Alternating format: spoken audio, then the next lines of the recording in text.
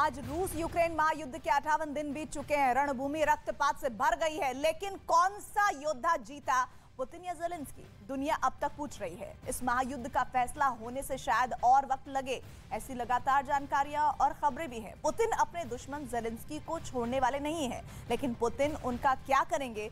जो कहते तो खुद को दोस्त हैं, लेकिन काम दुश्मनों वाला करते हैं। वक्त पर काम आने की जगह धोखा देते हैं। मुंह पर तो मीठी मीठी बातें करते हैं, लेकिन अंदर खाने भीतर घात करते हैं। पुतिन को चाइनीज धोखे वाली ये रिपोर्ट देखनी होगी, और चीन महायुद्ध के दौरान क्या कर रहा है, आप ये समझेंगे इस रिपोर्ट के जरिए।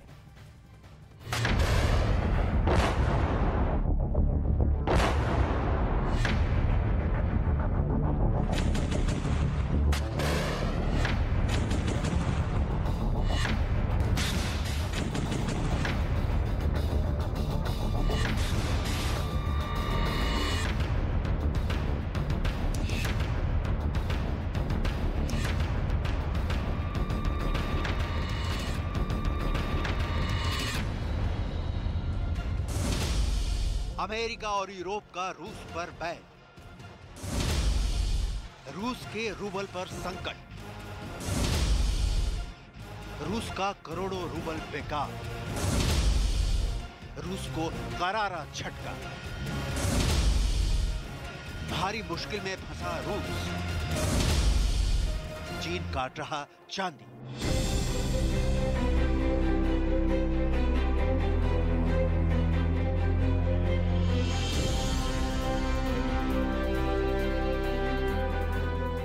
दुनिया भर की मीडिया में आजकल यही हेडलाइंस छप रही हैं। America, Britain, Canada, European union रूस का जब कुछ नहीं बिगाड़ पाए तो रूस के लोगों का अकाउंट फ्रीज कर दिया।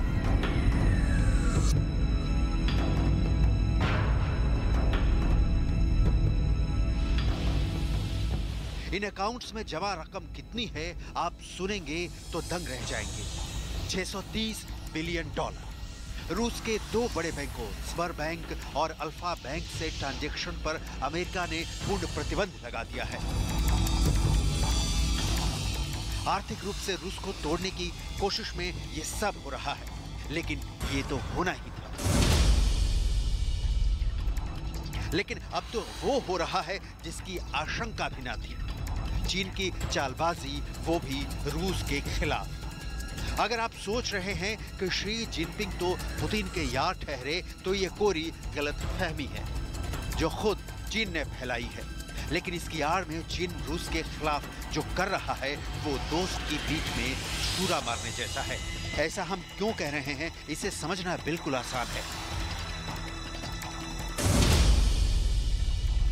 चीन का धोखा नंबर 1, यूक्रेन और रूस दोनों को ड्रोन।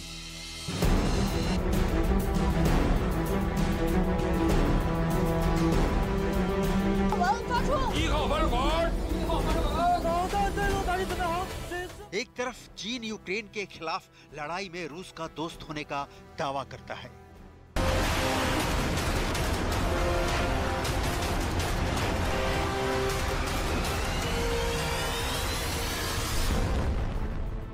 तो वहीं दूसरी ओर अपने फायदे के लिए वो यूक्रेन को रूस से लड़ाई के लिए ड्रोन की सप्लाई भी करता है। रूस से दोस्ती के साथ ही चीन की यूक्रेन से भी डिफेंस डील है। साथ ही यूक्रेन ने चीनी कंपनी पर इसी ड्रोन को रूस को भी बेचने का आरोप लगाया है।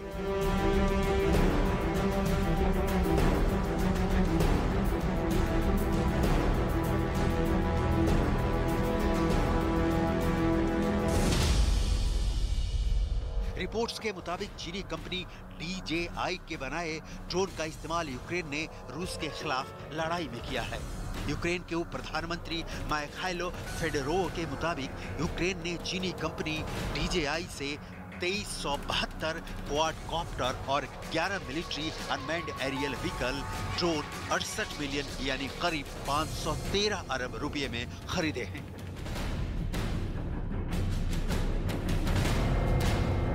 लेकिन चीन की DJI कंपनी ने उसके ड्रोन के यूक्रेन युद्ध में इस्तेमाल से इनकार कर दिया। हमारे ड्रोन सेना के इस्तेमाल के लिए नहीं बनाए जाते हैं और कंपनी सिर्फ सिविलियंस ड्रोन बनाती है। उधर हाल ही में यूक्रेन ने आरोप लगाया कि चीनी कंपनी DJI के ड्रोन का इस्तेमाल रूसी सेना यूक्रेन के मिसाइल को नेविगेट करने में कर रही है। यूक्रेन ने चीन से तुरंत ही रूस के इन ड्रोन के इस्तेमाल पर बैन लगाने की मांग की।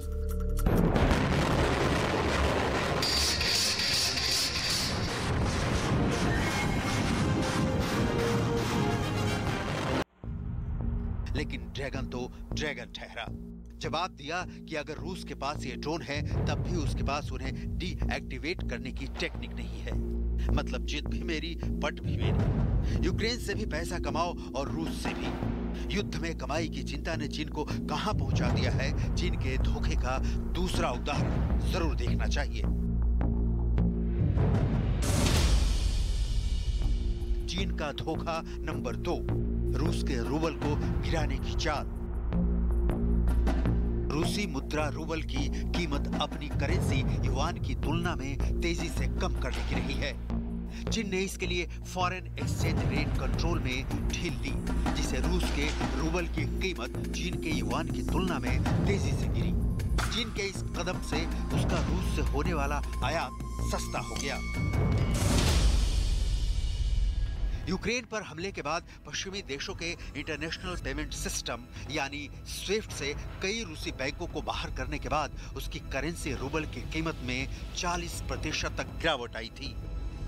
पिछले साल अक्टूबर में एक युआन की कीमत 10.89 रूसी रूबल थी। 24 फरवरी को रूस के यूक्रेन पर हमले के समय एक चीनी युआन की कीमत 13.43 रूसी रूबल थी। चीन के फॉरेन एक्सचेंज रेट में ढील देते ही रूबल की कीमत तेजी से गिरी और 7 मार्च को एक युआन की कीमत 22.55 रूबल के उच्चतम स्तर पर पहुंच गई। रूसी सामानों के सस्ते आयात से चीन को अपना आयात बिल कम करने में मदद मिली। जी, ये वही चीन है जो रूस के साथ हर संकट में खड़ा रहने की कस्में खाता है।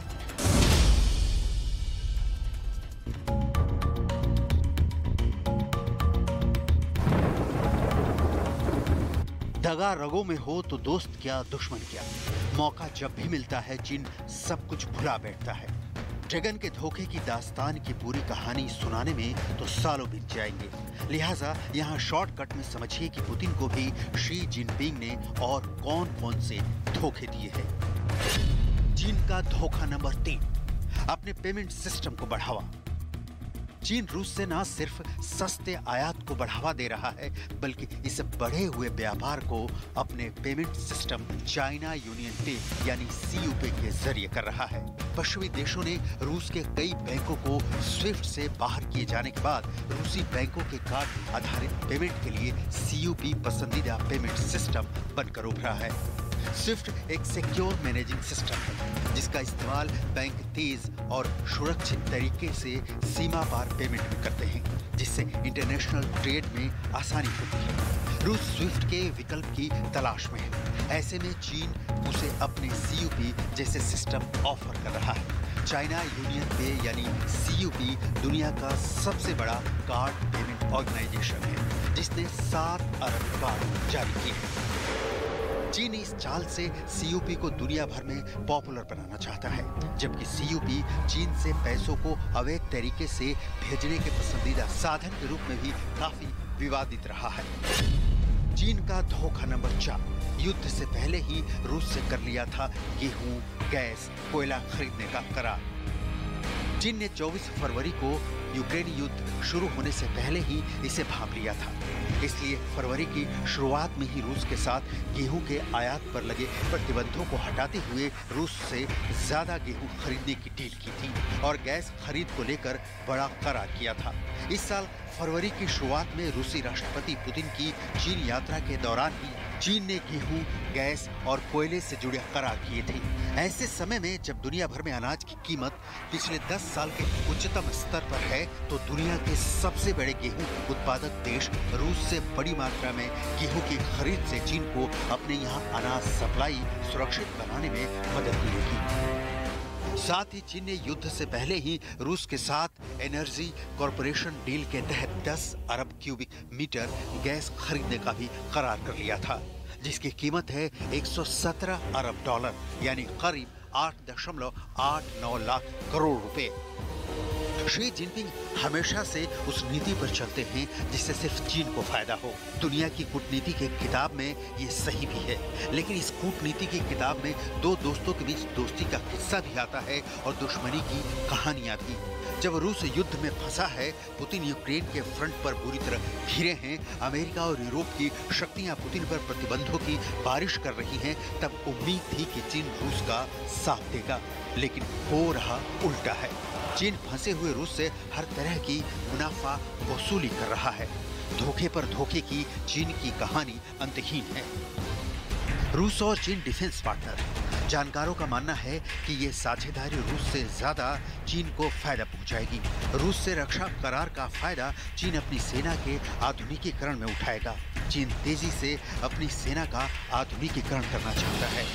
डिफेंस एक्सपर्ट्स का मानना है कि रूस से डिफेंस डील में चीन का सबसे बड़ा फायदा रूसी डिफेंस प्रोडक्ट्स की रिवर्स इंजीनियरिंग यानी रूसी डिफेंस प्रोडक्ट की नकल करके वैसा ही प्रोडक्ट तैयार करने के रूप में मिल सकता है। जानकारों का यह भी कहना है कि चीन रूस की सैन्य क्षमता का इस्तेमाल अपनी जरूरत के हिसाब से अपनी मिलिट्री को और बेहतर करने से नहीं चूकेगा। चीन रूस से S-400 एयर डिफेंस सिस्टम और सुखोई जैसे फाइटर प्लेन्स समेत अन्य हथियारों का आयात करता रहा है। इस सूरत में रूस की नकल आसान भी है, तो चीन के लिए दोस्ती और दुश्मनी एक ही सिक्के के दो पहलू हैं। जिसमें उसे फायदा दिखता है, चीन वही करता है, क्योंकि चीन दोस्ती में नहीं सुपरमेसी में विश्वास करता है। पुतिन भले ही अमेरिका और यूरोप की शक्तियों को शिकस्त देने का यूक्रेन वाला दांव खेल रहे हों, चीन पुतिन की इन्हीं चालों के चूल्हे पर अपनी रोटी सेक रहा है। शी जिनपिंग एक तरफ पुतिन के साथ गले मिल रहे हैं और दूसरी ओर फंसे हुए दोस्त के साथ दगा कर रहे हैं। सवाल है, क्या पुतिन इतने नादान हैं कि चीन की चालों को नहीं समझते?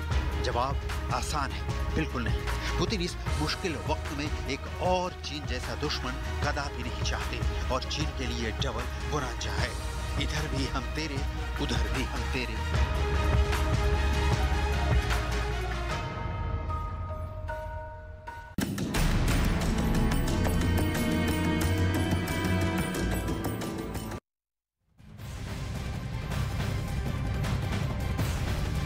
यूक्रेन की सबसे बड़ी लड़ाई डॉनबास में है और अब शुरू हो चुकी है वो लड़ाई। और इस लड़ाई में सबसे पहला शहर पुतिन की सेनाओं ने जीत लिया है। जीत का वीडियो भी रिलीज कर दिया गया है। पुतिन का वो सबसे बड़ा हथियार जो कीव की लड़ाई में बेकार साबित हो रहा था, अब बहुत तेजी से ज़ेलेंस्की के सपनों पर पानी फेर रहा है। क्या है पुतिन का ये सबसे बड़ा हथियार जो कुंभकर्ण के समान शक्तिशाली है?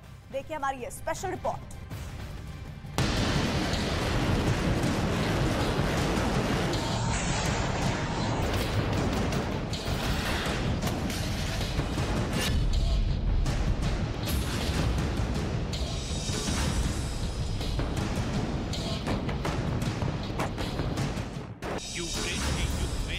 पासा पलटने वाला है।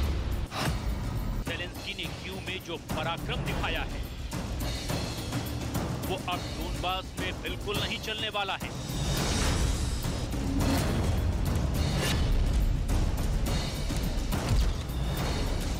उसकी वजह है कीव और डोनबास का फर्क। जंग का पहला चरण यानी कीव की लड़ाई ज़ेलेंस्की ने जीती, लेकिन जंग का दूसरा चरण यानी डोनबास की लड़ाई क्या पुतिन आसानी से जीत लेंगे? रूस के टैंकों के लिए कीव का इलाका टैंकों का कब्रिस्तान साबित होगा। लेकिन क्या डोनबास में रूस के टैंक गरजेंगे और ऐसे धाकड़ तरीके से दौड़ेंगे पूरा डोनबास रौंद डालेंगे? आपको कीव और डोनबास का पूरा फर्क समझाएंगे। क्यों डोनबास में रूस का पलड़ा भारी नजर आ रहा है, ये भी बताएंगे। लेकिन पहले आपको ले चलते हैं डोनबास की युद्ध भूमि में, जहां रूस के फाइटर जेट्स ने अपना जौहर दिखाना शुरू कर दिया है।